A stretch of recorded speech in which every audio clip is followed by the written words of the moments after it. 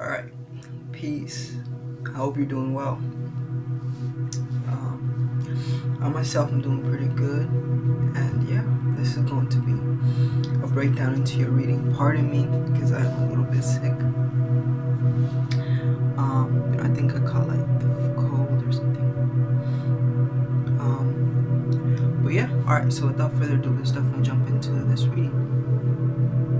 So, for starters, right, you have your ascendant in Cancer. Before I get into this, let me explain what this session is going to be all about. Ultimately, within this session, we're going to be breaking down your sun, your moon, and your ascendant, and we'll be talking about ultimately your temperament, your personality, and your character. And so out of all those things, truly that which is of the most important would be the ascendant. Of course, there are debates amongst astrologers of which is important, but I make the ascendant of most important simply because it deals with the individual. The ascendant is the first house, right? It has that one energy. The ascendant is also connected and associated with Aries, and Aries is the I am. So the ascendant, it very much is potent in the fact that it rules over your personality. And so the relation between the ascendant and the sun is that whereas the ascendant deals with the personality, the sun more so deals with the character in which the personality expresses through.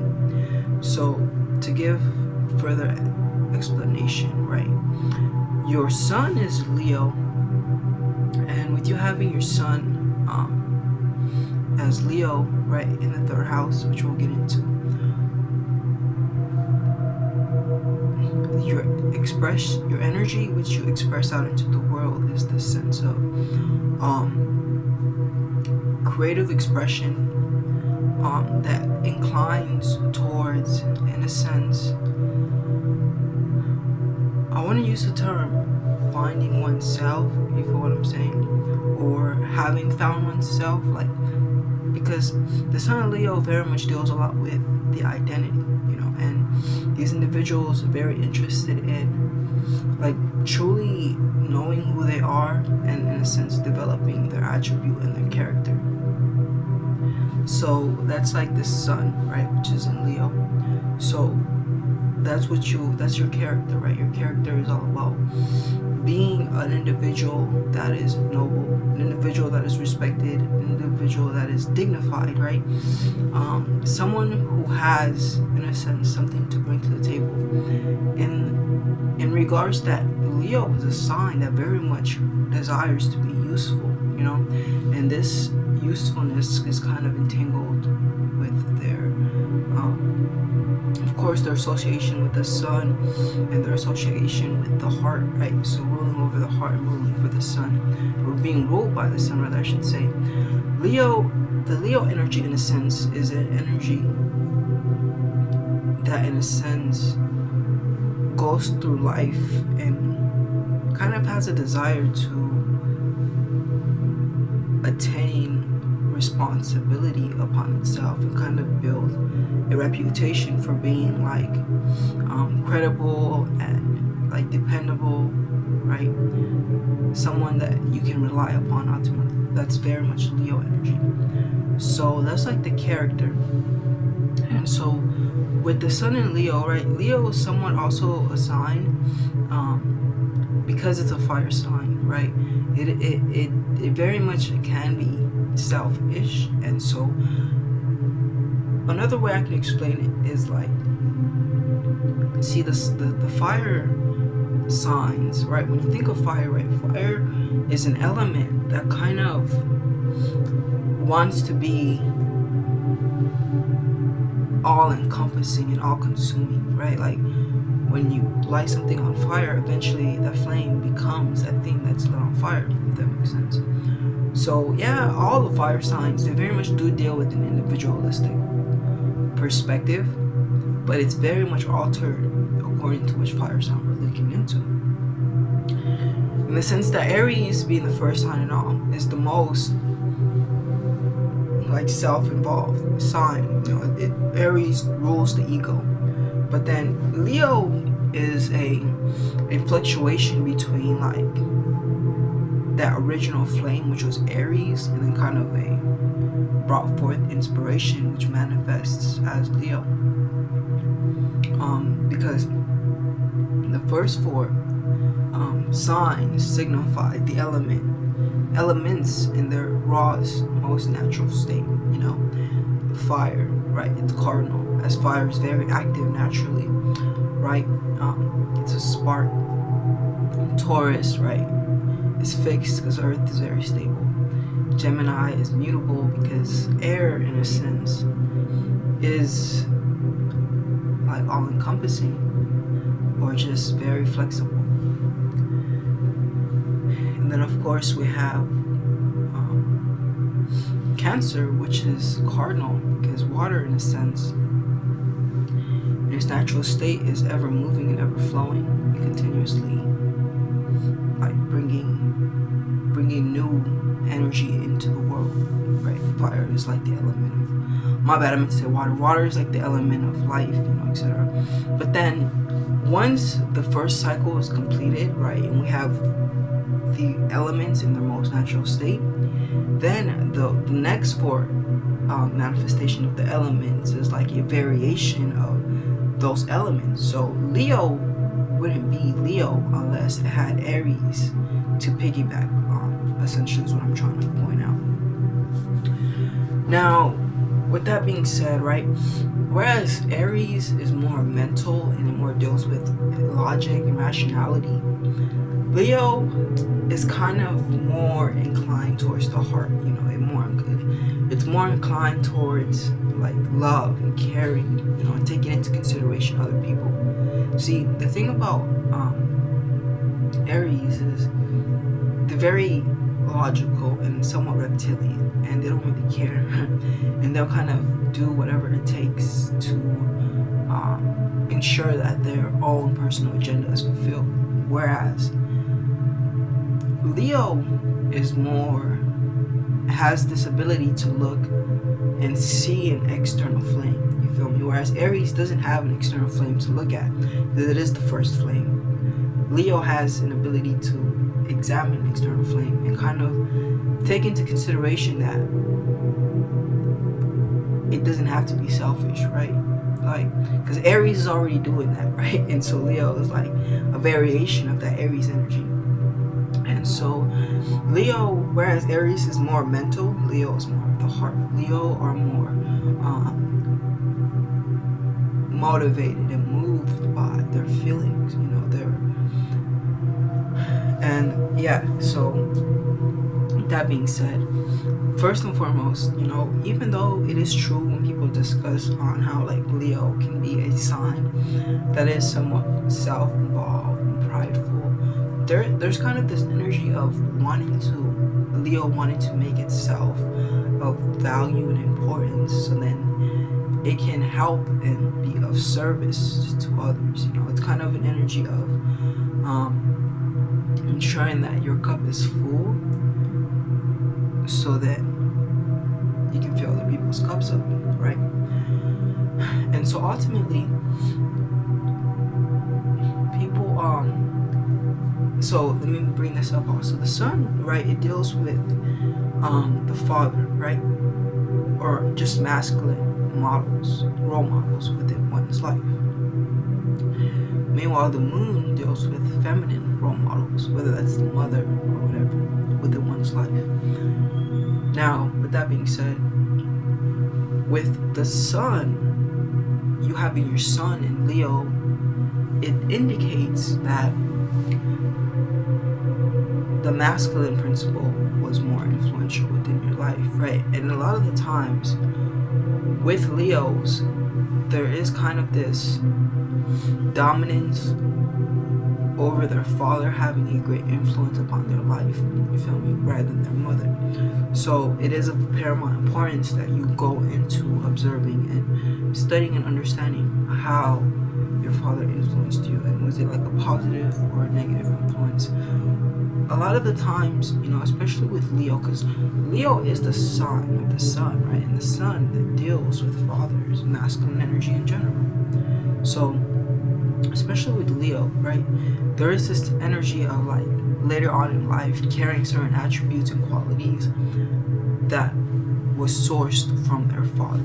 You feel what I'm saying? So it is of great importance to understand like what attributes and qualities you receive from your father. You feel what I'm saying? Now, to further get into this, so Leo, right, is also a sign of perfectionism, right? It's a fixed fire sign. They are more inclined towards image, right, imagination and visualization, because all fire signs rule over visualization and imagination, right? It is the creative sign, right? When you think of fire or flame, right?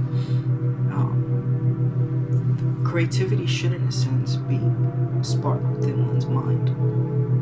You feel what I'm saying? So yeah, they are very creative, and they are very creative. But furthermore, right, I also want to bring this up, like perfectionism, right?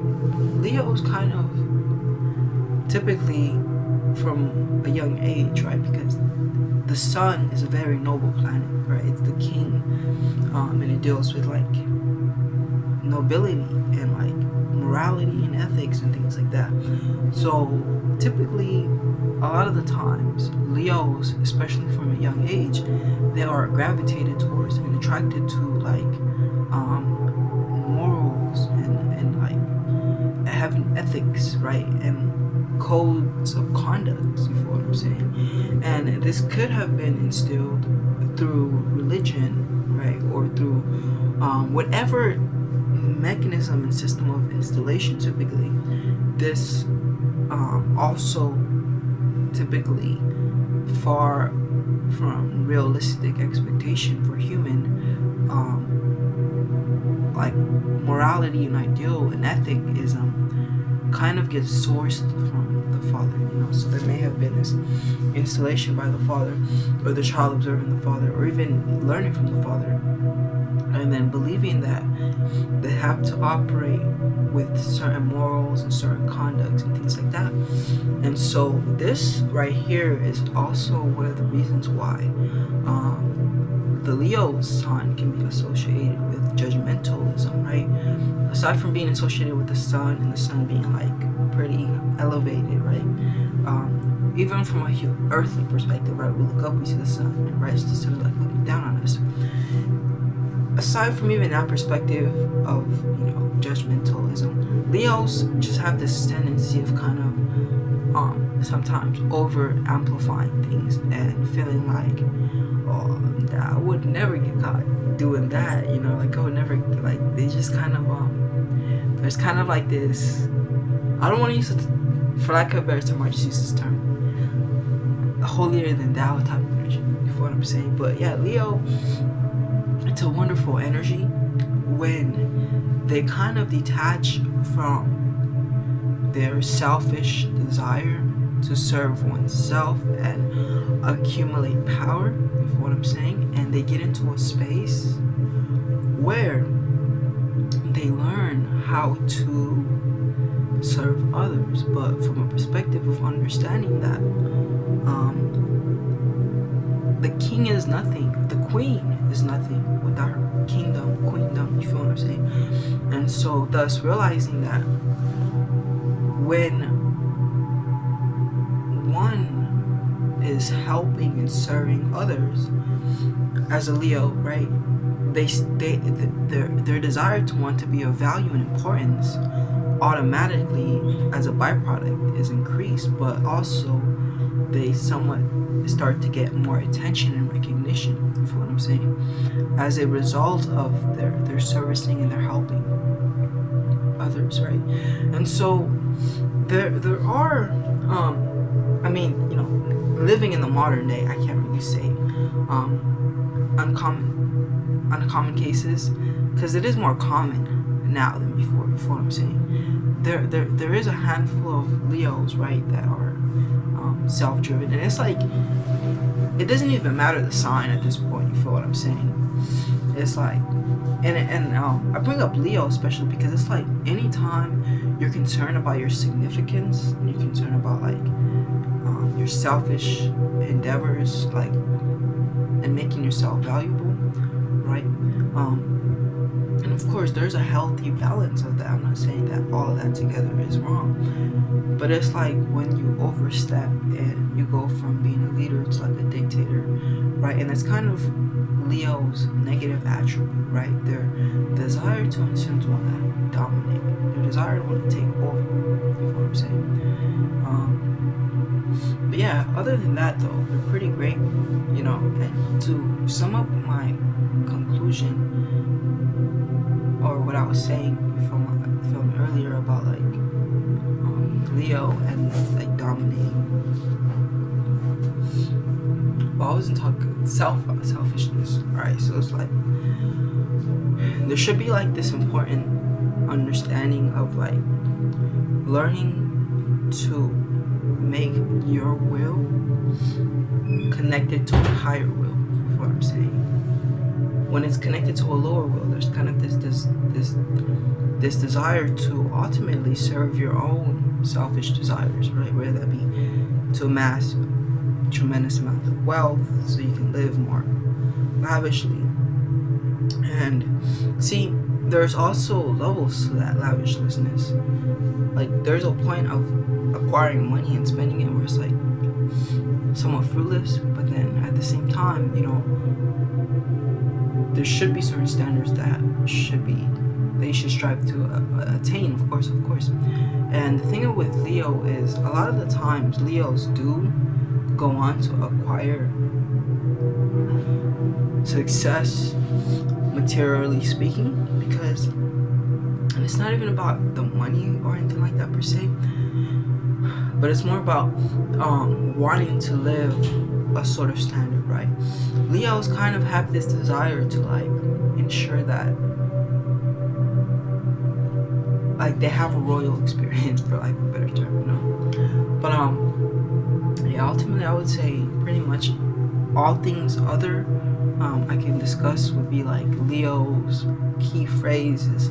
I will, you know, and it's all about the willpower. And see, the thing about will is it's channeled desire, right? Like a desire is like a want, right? Like I really want $100, right? Or $100,000. But then a will is, alright, so I want $100,000. I formulated this plan.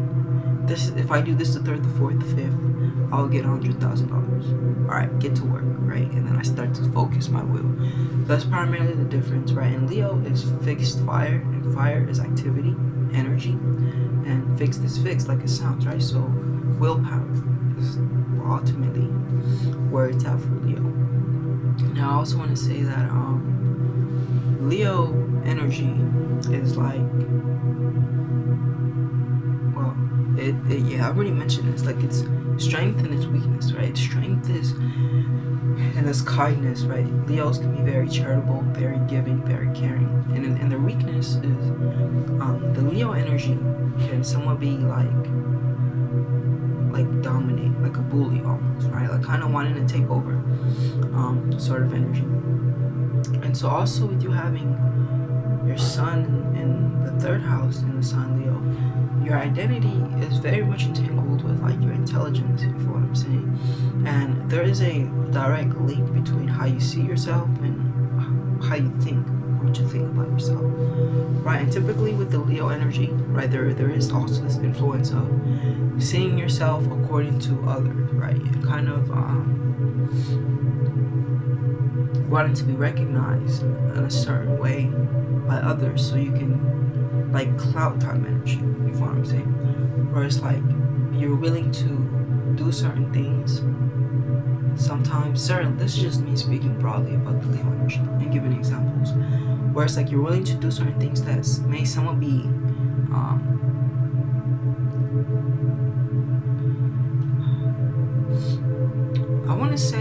somewhat like go against your dignity, so then you have more clout and more recognition. But ultimately, the thing about Leo is they are very dignified and they want respect, right? So like I said earlier, I don't think that's really correct me saying, but that's just me over exaggerating the fact of like Leo's kind of being influenced according to their self-image by what happens. But ultimately, what happens in regards to the outside world, what happens in regards to the opinions they receive and things like that. But ultimately, right, the third house is the house that deals with the mind. It deals with our thoughts. You know what I'm saying? This is the house that is naturally associated with the sign Gemini, which is also a sign that deals with the mind, thoughts, thinking. Now, the third house also deals with early education, right? It deals with communication as well. And dealing with early education, right? Ultimately,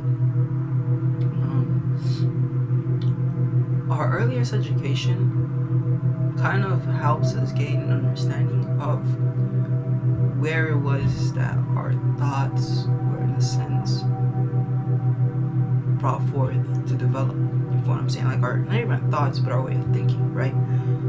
It's like if you can get someone from an early age to start thinking a certain way, then that will be projected throughout their whole life, right? And so that's like very much the third house. That's why it's associated with our thinking. But I also want to mention this, right?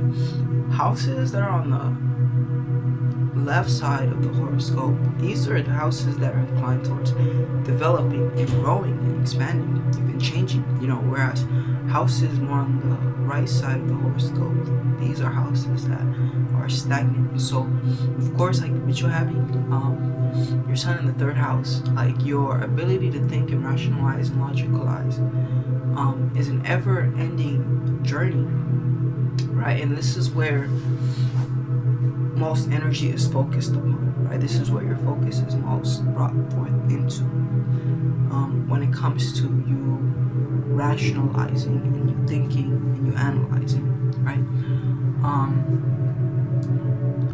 And so the third house, right, as you may know, deals with neighbors as well and immediate contacts, right? So this does most definitely include like of course, from like the third and the fourth house both are inclined. Like if we're to talk about the home and like family, that's more like the fourth house. But honestly, any companionship that's in the home is both fourth and third house. But companionships that are inclined towards friendshipness and are associative rather than spiritually connected, because the fourth house is a spiritual house, right? The fourth, the eighth, and the 12th, these are all spiritual houses. And so these are more connections you have that are like emotional, that are like spiritual. But then the third house is more connections you have that are mental and that are intellectual. And it's an interesting combination between you because you have like your sun and Leo in the third house, but then moon and Gemini in the 12th house. So with the moon in Gemini in the 12th house, brings into perspective this new layer of companionship where it's like spirits and entities and just beings of other dimensions, right? Because the 8th house deals with dead people, right? And those spirits, right? People that were here and then that passed, right? But then the 12th house, although of course it encompasses people that were here in the past, from a broader perspective, it really just deals with all spiritual beings, right? And it rules the spiritual realm in general. So 12th house encompasses elementals of all kind, right? Angels, and many other beings, right? That aren't physical. Alright. And so of course, like the 12th house is not like the house which you go through to contact dead people. You go to the 8th house to contact dead people. But like the 12th house is more like just the spirit realm in general. And so if you're having Gemini in the 12th house within the moon, it's an indication of a ongoing communication between your conscious mind and your unconscious mind, which has grander access into the spiritual plane, is what I'm saying. And of course we'll get more deeper into this, but yeah, ultimately I want to close up with your sun by bringing this up. So with your sun being in Leo in the 3rd house, Leo being the sign that deals with the self-image, right? Because it's ultimately what Leo is. It's like the identity and the self-image. Imagery is important with the fire signs, as I've already mentioned. Now, with Leo being in the 3rd house, it's of great paramount importance that you do everything in your power to acquire as much knowledge and information about thoughts as possible, right? It's important that you learn what mental alchemy is. And I don't mean like haphazardly just trying to like do it by yourself, but actually acquiring systems, you feel what I'm saying? Pardon me. Acquiring systems, you know, like systems, like spiritual systems, you feel what I'm saying? Spiritual systems that deal with teaching people how to like venture into the mind and venture into the thoughts, you feel what I'm saying? Like, I guess a good example to give is like, what's her name? Esther Hicks, right? Her work. It's kind of good. It's pretty, I mean, not kind of, it's pretty good, especially for like Gemini moon, 3rd house energy, you feel what I'm saying? But,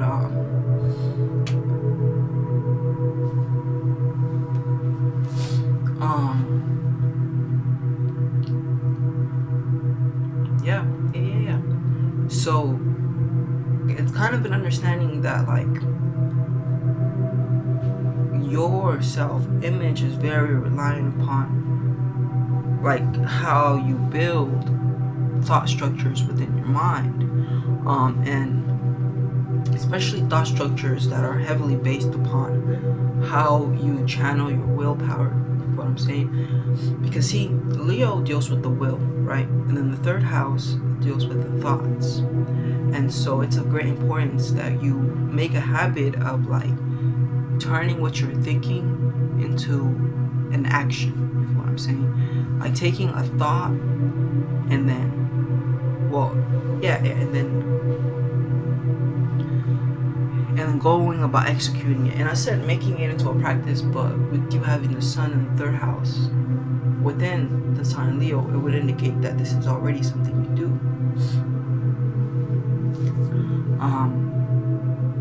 But yeah, you know, I think that's pretty much, that would conclude like your sun. And now I'm going to be looking into your moon and your ascendant next.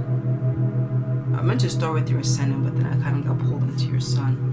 And so everything I discussed about your sun is like the character, right, which you are operating.